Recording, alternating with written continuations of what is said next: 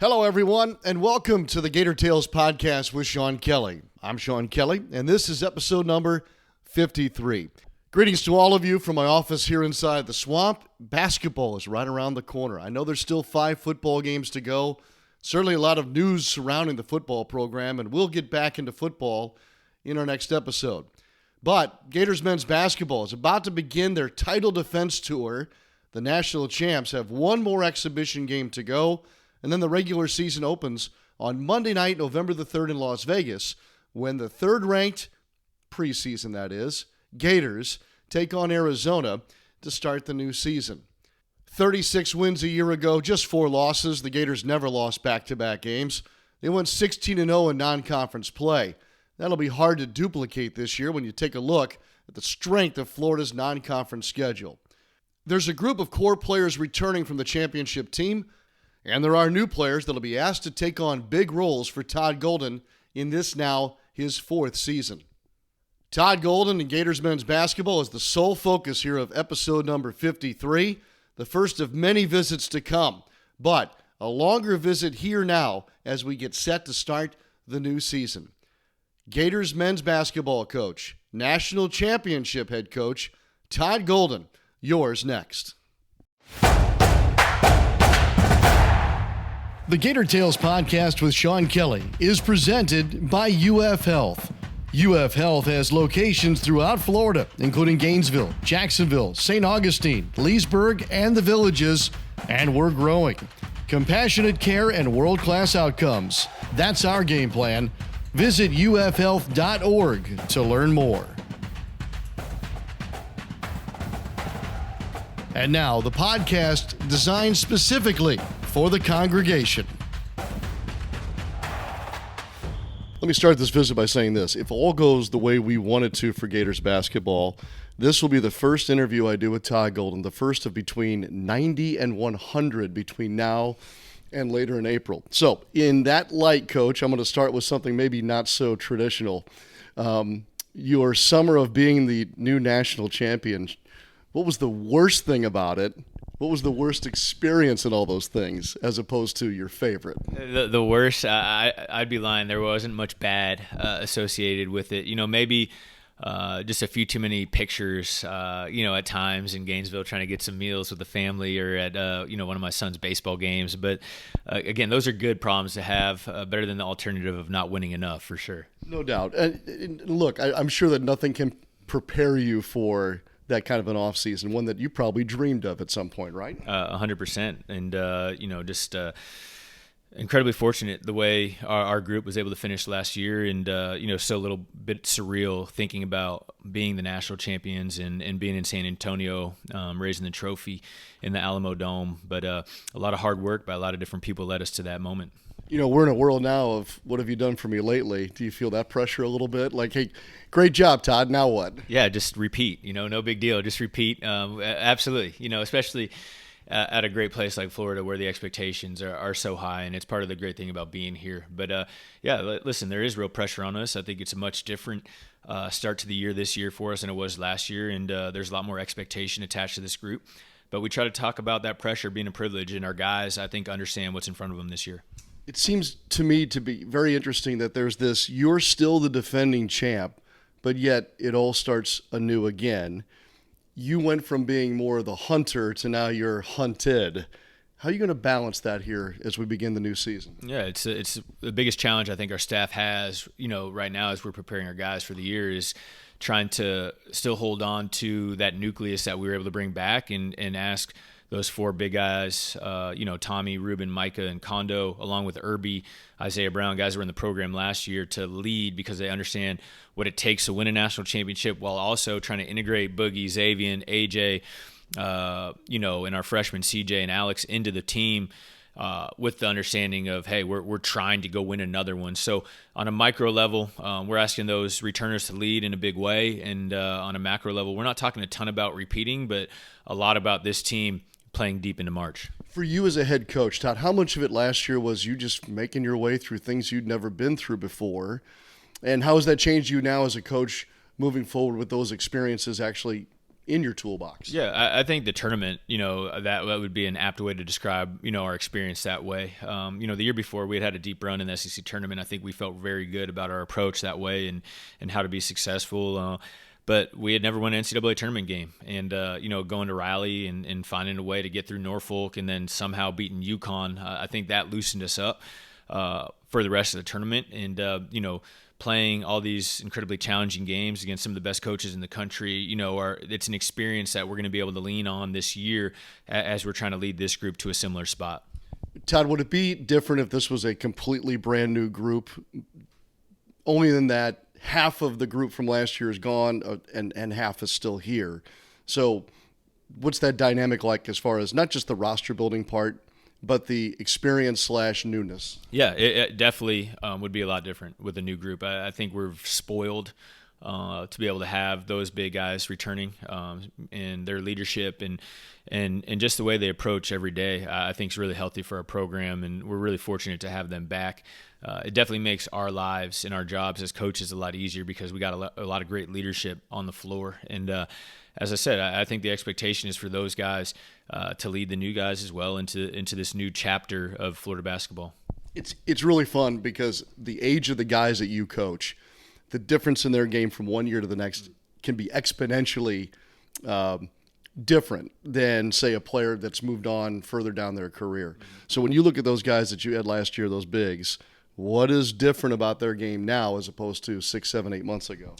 To a man, they've all improved, and that's what we're really excited about. I think you look at Tommy, and you see a guy that's extended his game to the three-point line, a guy that will play on the wing a lot for us this year, which is brand new for him, a guy that was playing in the trail, playing a lot of the four last year for us. So just his ability to play multiple positions and shoot the ball consistently. Kondo has continued to grow as a playmaker. I think his ability to make plays for others as well as himself has gone up a whole notch, and his athleticism has definitely continued to get better. Ruben is a guy that I think will surprise a lot of people with his improvement on the offensive end, his skill, his free throw shooting. He's become a more complete offensive player, and certainly not lastly but not least, I think Micah is playing the best basketball of his career in every aspect, but his physicality and the shape he is in, he's really worked hard at that, and I think he's one of the best, in shape front court guys that you'll see in America right now. All right, on top of his physical aspects, what about mentally for Micah Hanlock, and how has he matured in that sense? Well, most unselfish dude on the planet, and for what he did for us last year, we will never forget. But he's taken a jump as a kind of a mental competitor as well. I feel like coming back and getting through last season, he's turned the page on that injury and gotten himself in incredible shape. And he's just attacking everything from his workouts to his play on the floor with more aggression. And we've been really pleased with his progress. And now the part you don't have anymore. You don't have the Walter Clayton Jr. point production. You don't have the word I can't say on this podcast even, aspect of Elijah Martin's presence. And then the Will Richard wing clutch type play. You don't replace that, but how do you make up for it? Yeah, well, what you said is exactly right, and I think that's something that people struggle with. When you lose three incredibly talented, great leaders, a lot of people will ask, how will you replace this guy? You don't replace them, and if you go into your roster building with that mentality, you're going to be really disappointed at the end of the day. And so we think about it holistically. Fortunately, you need 5 guys on the floor at all times when you play basketball. You need 13 guys on scholarship. So we're not going to make up for Walter with one guy. We're not going to make up for Elijah or Will with one guy. It's going to be the combination of the team that hopefully allows us to keep this program, taking steps in the right direction. And I think we brought in guys that are going to be able to do a really nice job. I think Boogie Flan and Xavier and Lee understand what's in front of them. They understand they have big shoes to fill in regards of what was here last year, but I do think the growth of the guys that have already been in our program will make their lives easier as they get into this season. Coach, who is Boogie Fland? I've been incredibly impressed with Boogie both on and off the floor. He was a guy that came in with a lot of accolades and a big resume, a McDonald's All-American, a guy that was a first-team freshman All-American going into his freshman year, and had some ups and downs as a freshman at Arkansas. Really had a great year, all things considered. But there were moments where he struggled, and I think we got a guy that is super unselfish, really understands now how difficult the SEC is, and took his lumps as a freshman, and a guy that's in the best shape of his life. He's put on 15 pounds since he's been here. He's shooting the ball better than he ever has, and just an incredible point guard, a guy that can make plays for others on the floor at all times, and a really good on-ball defender at the top of the defense. 2 years ago, you brought in some young guys that needed to play for you right away, and we've watched them grow and mature. What about the new guys this year? Are you back to where you were 2 years ago, that you've got to lean on some of those guys too? They're going to have the opportunity, that's for sure. And I think they've done a really good job, both CJ Ingram and Alex Lloyd, in terms of competing and integrating themselves into our program, and not necessarily feeling like freshmen a lot of the time. And that's a challenge, and we're difficult. I should say we are tough on freshmen, and we ask a lot of them, and we ask them to grow up quickly. And both those guys have been able to meet the mark that way. And, I think how much they play is still to be determined. We got a couple weeks until our first game, but we're thrilled to have them in the program. I think both these guys have a chance to be great Gators, and both of them I think have a chance to play in the NBA someday. Has there been enough conversation about what you lost on your staff? And I'm guilty of this too, because I don't want to take Kevin Hovde and John Anderjek for granted, but they were such a part of the story last year in your program. What's that conversation?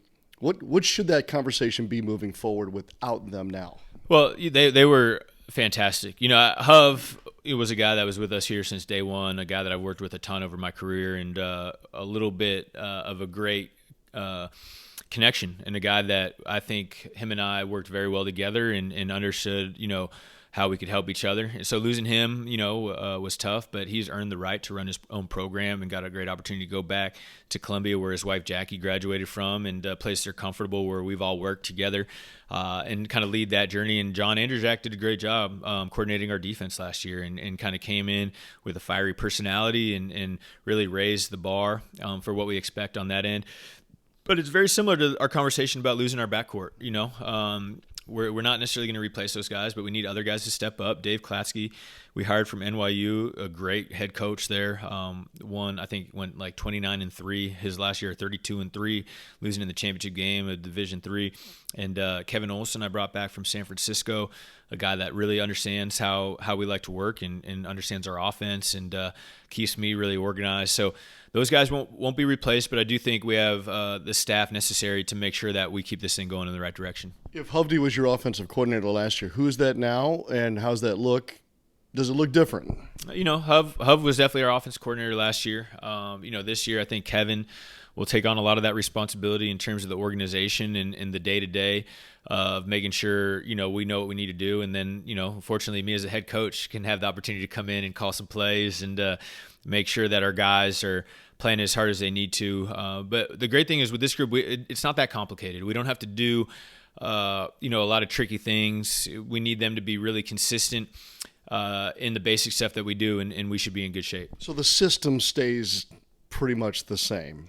Is that fair? Yeah, that's definitely fair. We're going to play a lot out of the same early game that we played last year. We'll play a lot of the same half court sets, and again, if things aren't tight, we'll make sure to get it right. As a broadcaster, thank you for the schedule. Your non-conference schedule is a lot of fun for me. I mean, I get to go back to Cameron Indoor. We're back to MSG now as a program.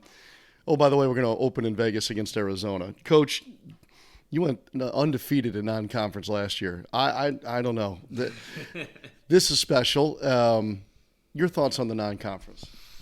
As we get into it, it's challenging. It's very challenging, and I think Jonathan Sapphire, who is responsible alongside myself putting the schedule together.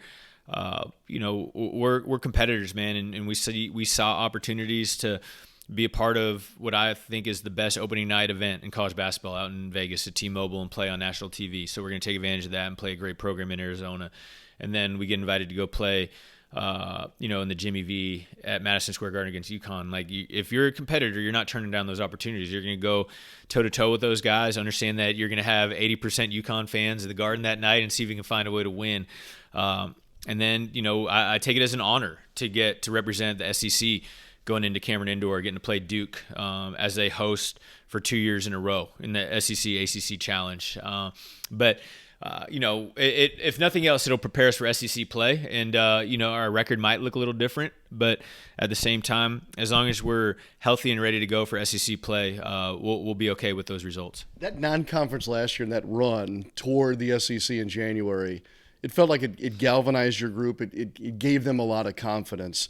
Do you have to have that confidence now preloaded, if you will, because of the schedule you just described? I think, you hope, but at the same time, I think we'd be naive to expect no adversity, right? During non-conference play. Like when you go play all these tough games, like you might be in position to lose one of them or two of them, whatever it may be.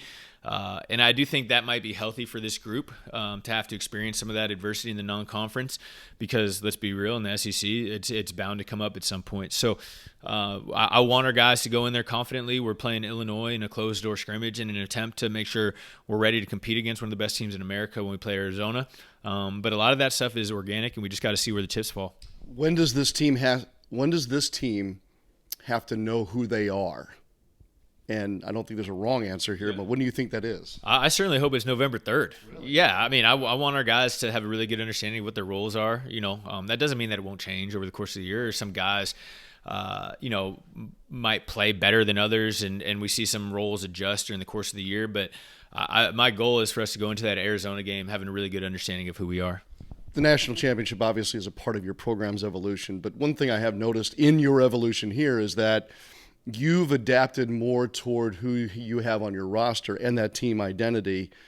Is that still the case, or is your team now more evolving toward you personally? I think a little bit of both. Okay. I think we're going to always adapt to who we have. And, we're not ever going to try to fit a square peg in a round hole in terms of personnel or staff members coming into our program. So they have to adapt to me a little bit, but at the same time, in regards to the players, like we're going to look and see what these guys do best and try to put them in those positions. And I try to do the same for my staff. And it's not always perfect, but we're going to give ourselves the best chance that way. Last things to clean up, Coach, before you begin games that mean what they do. I think on the offensive end, it's going to just be taking care of the ball. This team is really talented. And, I think of any turnover that we have that's not forced by the defense to be just a huge missed opportunity for us. So if we, anytime we get a shot, I think it's going to be good offense for us. And I think defensive-wise, it's just communication. I think the talent on that end is really good, but we're still getting comfortable playing together and covering each other up. So if we can take care of the ball and communicate better defensively, I think we'll be in good shape. Thank you. I'll circle back to the start. Maybe not this long because we sat here for a good bit, but here's to about 90 some more visits with you. I can't wait, man. Let's have a great year.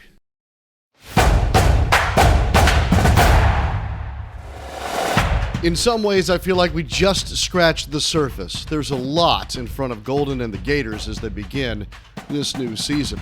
Heck, even a coach's challenge is a topic that'll be coming up pretty soon, and we'll be discussing that during game broadcast and on his appearance on Gator Talk this week from Miller's Ale House.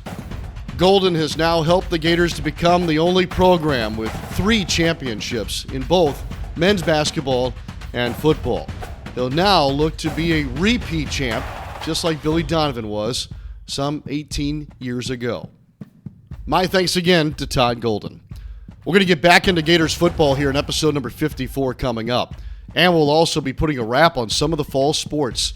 Soccer's having its best year yet under Samantha Bohan. Volleyball is trying to find its stride. And don't forget, women's basketball and others are also set to begin play here soon, too. Please subscribe if you don't mind. Also, you can leave us a comment, too. Or you can always reach me at my email, seankk@gators.ufl.edu. You'll also find me on X at Sean Kelley Live and at Sean Kelley Live on Instagram, too. Here's to a great new season in basketball and a great finish, too, for all of our Gators fall sports teams. Till next time, I'm Sean Kelley. So long for just a while. And as always, go Gators!